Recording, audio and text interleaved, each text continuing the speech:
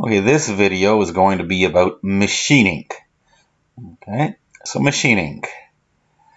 Basically, you use a sharp tool to cut or remove material from an object, and then you get whatever you want, your desired shape, or as it says in the slide, or you get something that you're looking for.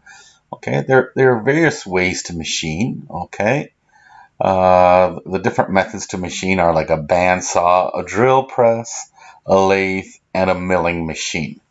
Okay, usually steel's machined, but wood as well can be machined.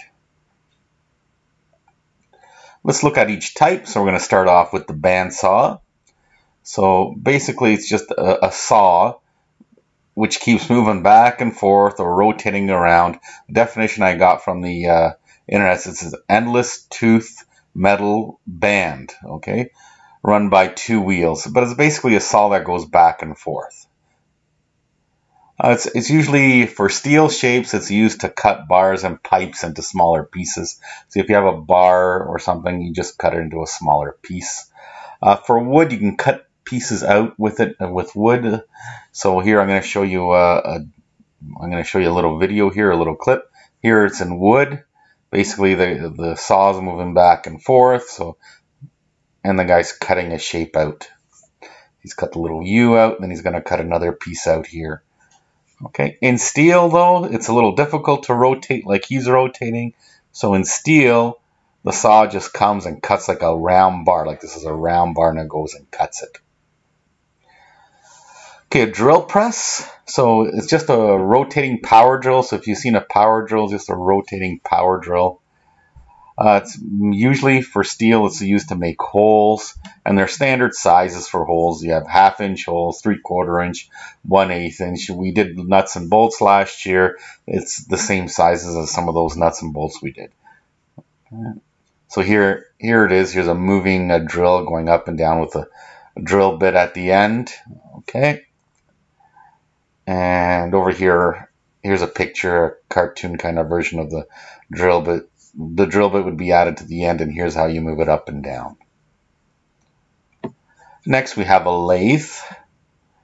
So it's a machine for shaping a workpiece by gripping it in a holding device and rotating under power. So the actual piece is rotated, and then a cutting tool is added to cut it out. So a cutting tool for turning, boring, facing, or threading. So basically, the piece is turned, okay, that you want to cut, and another piece of metal is used to cut it. So here's a cartoon. You see the piece the round piece is turning right here, and the cutting tool is coming in and cutting a section of it off. So here it is in detail, so it can do all sorts of things. So the actual piece is turning, and the other piece comes in and cuts it out. Next, you got a milling machine, or sometimes these are called CNC machines. A machine tool for rotating a cutter to produce plane or form surface on a workpiece. So usually the cutter rotates, so it's like a little drill bit that rotates and moves around and cuts things. Okay, so here it is. See, this piece is turning and cutting into the metal, and metal stays stationary while that piece moves around. So here it is, a little bit faster, a different one. He's coming in, creating that groove here. Okay. And then it can cut in different directions as well.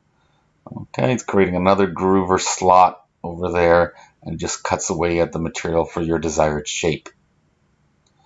Okay, finishes. So this little symbol at the bottom here is a finish symbol that we add to our drawings. It tells the person that we have to machine it. They usually pick their machine to do the finish that we need. Okay, finishes are how smooth an object is. A symbol similar to a square root, so it's down here, is used along with a number, and there's the 250 number. The lower the number, the smaller this number is, the smoother the finish. So the smaller this 250, so it could be a 125 finish, okay, or a 63. If a number is not present, then we have a 500 finish. So let me show you what the numbers look like here. Okay, so we call this RMS finishes, or root mean square finishes. Okay, so The stock finish, so the normal finish, a flame cut or something sawed is 500. A smoother, like it would feel like duct tape, is 250. A hydrogen finish, very smooth, is 125. And a cold water finish, like a cell phone, the top of a cell phone is 63. A business card would be 32. A magazine cover is 16. And the absolute smoothest thing is like a mirror, which is 4. Now, this whole presentation there's a sheet you can just download and look at, and it has all this information. So there's a handout, you can print it off. Okay, now let's go to AutoCAD. So we're going to switch over to AutoCAD. Okay, and we're going to show you how to add these finishes. So here I've got something, a cover, and here's where the finishes are. See, there's a 125 finish, a 125 finish here. Here's a 250 finish. So I'm going to show you how to add these into AutoCAD. Okay, so first of all, let's look at our scale. Our scale is 1 to 4 on the drawing. So I have these stored under Insert. So under Insert here, you go to Insert, and you should have these finishes. If not, I'm going to double check the border I have, but it should be in the border I have if you download the border off my website. So here's the finish here. So there's other items on here. There's these welding symbols we hopefully will get to later on. We'll see there's item number symbols. Okay, but we're looking at the one that says finish right here. So it says finish. You click on it. Okay, so let's say I wanted to add that 125. I click here and I type in 125 and then I go okay. Okay, so notice that this is smaller than that. So then you have to go scale it. So you use the scale command. So you click on the scale command here. You click on the finish, hit enter. Okay, click on the end, and then you scale it by the scale of the drawing was 4. So you type 4 and enter, and then you have your finish, and then you move it. So to move it, you highlight it, you pick the end, and then you want to put it on this line. So you don't always want it on the midpoint. You go shift right, and you pick the nearest, so you can move it to the nearest location. Okay, now let's say I wanted to add it over here. So I just copy that one that I created. So once I bring it in the first time, I copy it, and then I can use the rotate command. So let's get that rotate command here,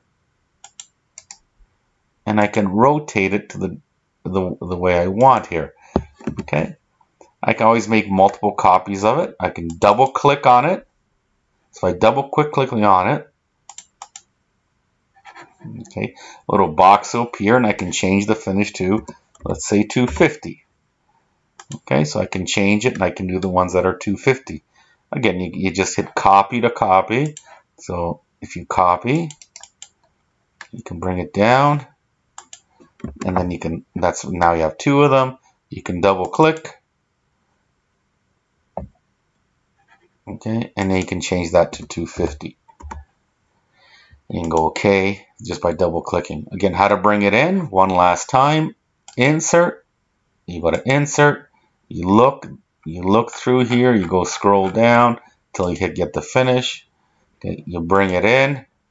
This box, you can hit OK. It does the standard 500. You can double click on it now, and you can scale it or do whatever you have to.